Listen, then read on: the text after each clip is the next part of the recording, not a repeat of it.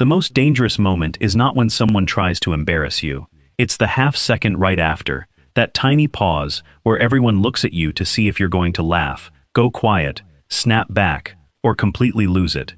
That pause is the real trap, because the person who just embarrassed you isn't only watching you, they're watching the whole room too, checking whether they can turn your discomfort into a little bit of entertainment for everyone else. And here's the part almost nobody understands.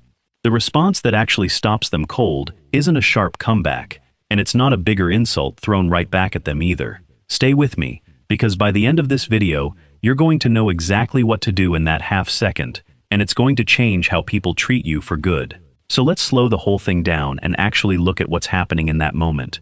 Someone says something sharp, maybe about your job, your weight, your relationship, your age, your car, or that one mistake from 3 years ago that apparently nobody forgot.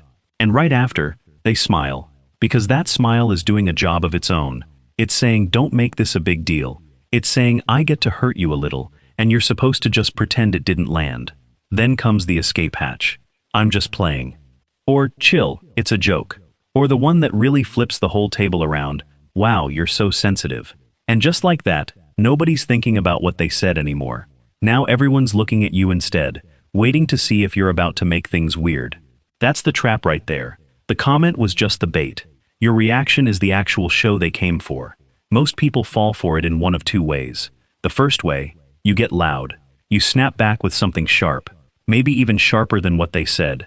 And somehow, even though they started it, you end up looking upset while they stay calm, and now you're the one who took it too far. The second way, you shrink. You laugh a little too hard. You say, haha yeah, and look down at your food. And the moment passes, and everyone moves on.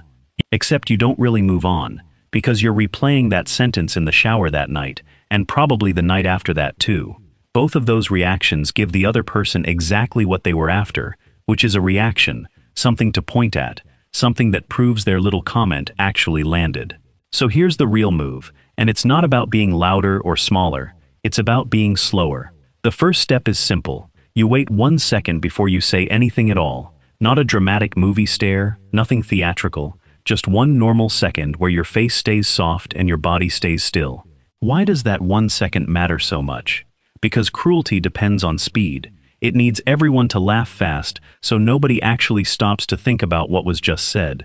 The moment you slow it down, even by a single second, the joke stops feeling like a joke and starts feeling like a sentence somebody has to answer for. The second step is one simple question, said calm and a little curious, never angry, never wounded. Wait, what did you mean by that? Say it slow, and say it like you actually want to know, because honestly, in a strange way, you do. Here's what makes that question so powerful. It doesn't let them hide behind the joke anymore. Now they've got 2 options. Either they actually explain what they meant, out loud, in front of everyone, which means the mean part can't hide behind a laugh anymore, and everyone hears it plainly. Or they backtrack completely. Oh, nothing, forget it, I was just kidding. Which basically tells the whole room the comment couldn't survive being looked at directly. Either way, you didn't yell, you didn't call them out, you didn't give a speech about respect.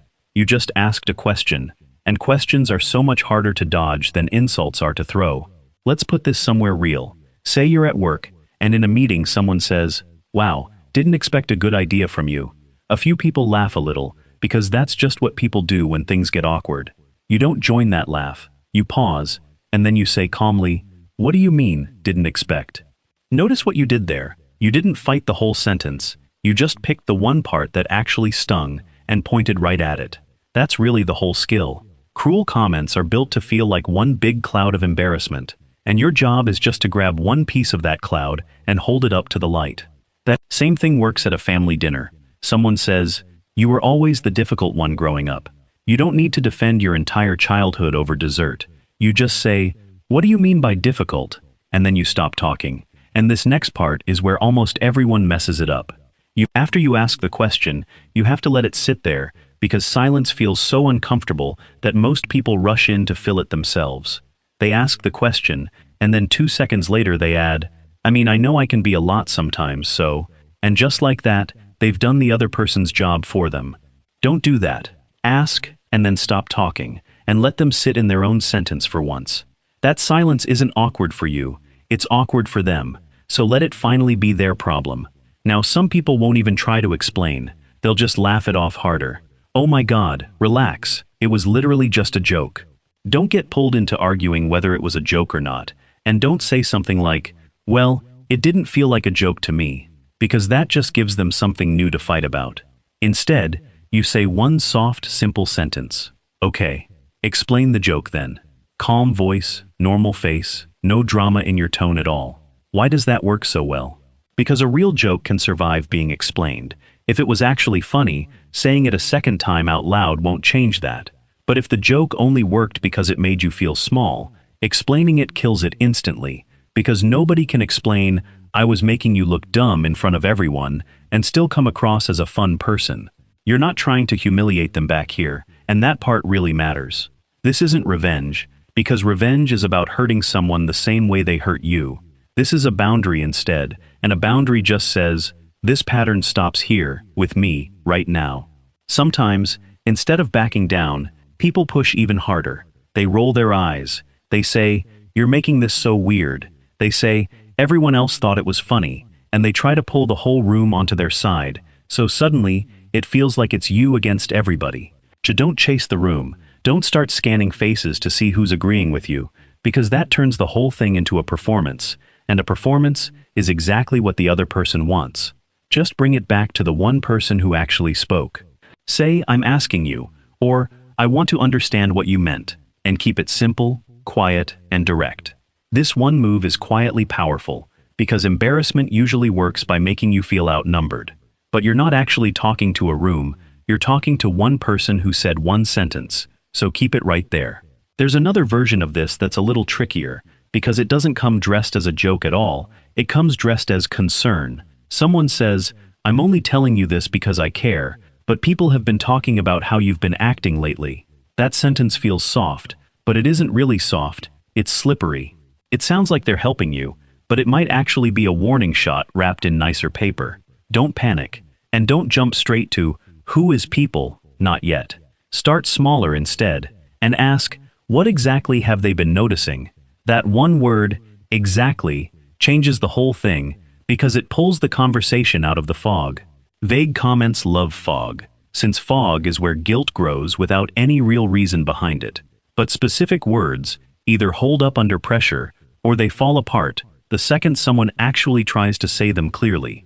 If the concern is real, they'll be able to explain it kindly and clearly.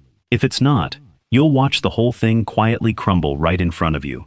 Now let's talk about the sneakier version of all this, not the loud comment in front of everyone, but the quiet dig from someone close to you. A little joke about your choices when nobody else is around. A little reminder of a mistake from years ago. A tiny comment about your confidence, said with a smile, timed just right, so it stings a bit longer than it should.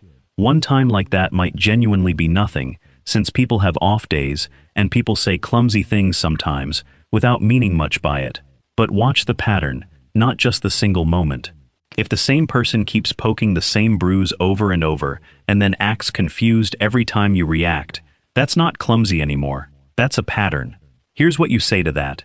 And it's not, why are you so mean to me? Because that turns it into a fight about their personality. Instead, you keep bringing that up. What are you hoping happens when you say it?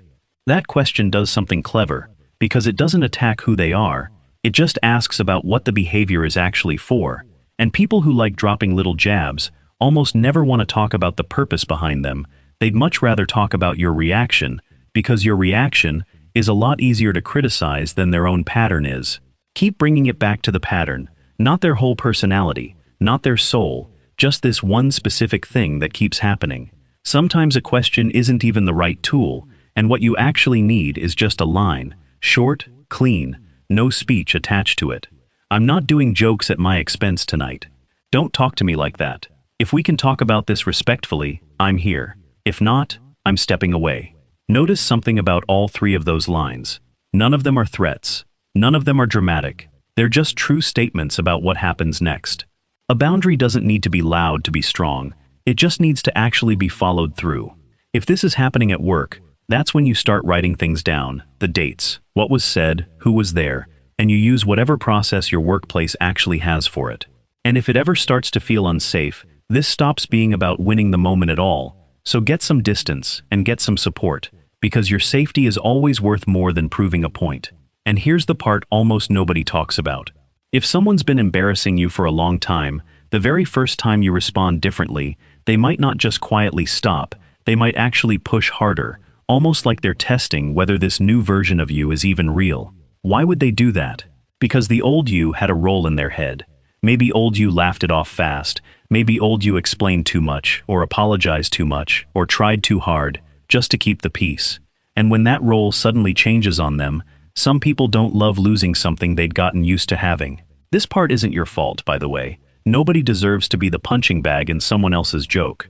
But patterns tend to keep going as long as there's no real cost attached to them. The moment you start responding differently, the whole system notices. Some people will genuinely adjust and get more careful with their words. Some might even feel bad and try to fix things.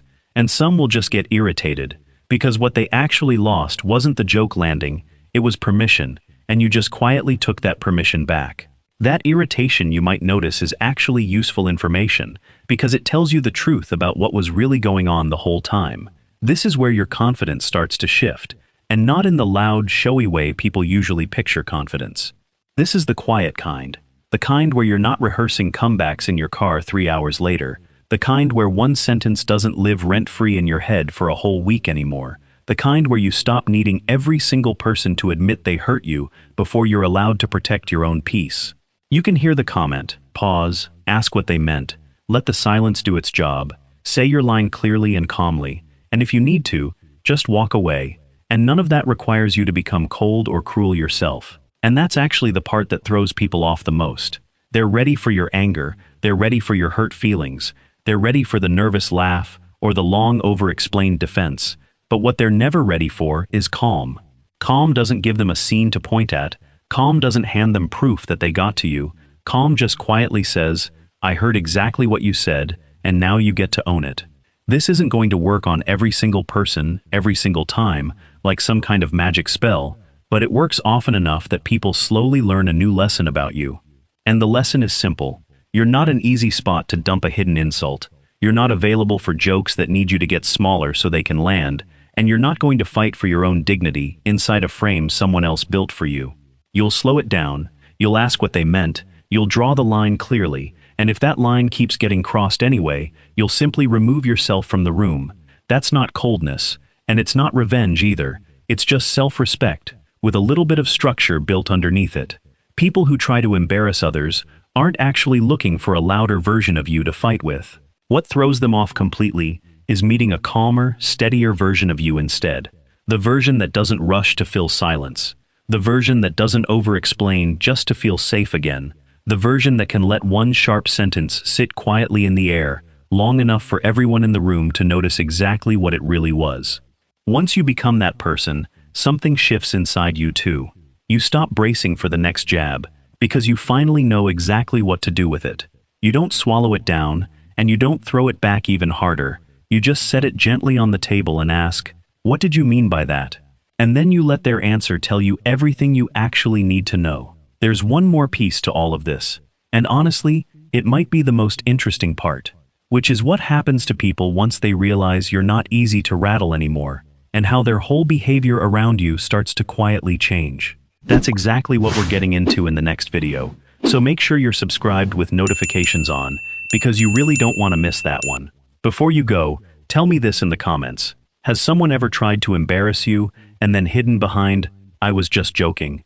What did you actually say back? And looking back now, what do you wish you'd said instead? Your story might be the exact thing that helps someone else catch this moment a lot faster next time it happens to them.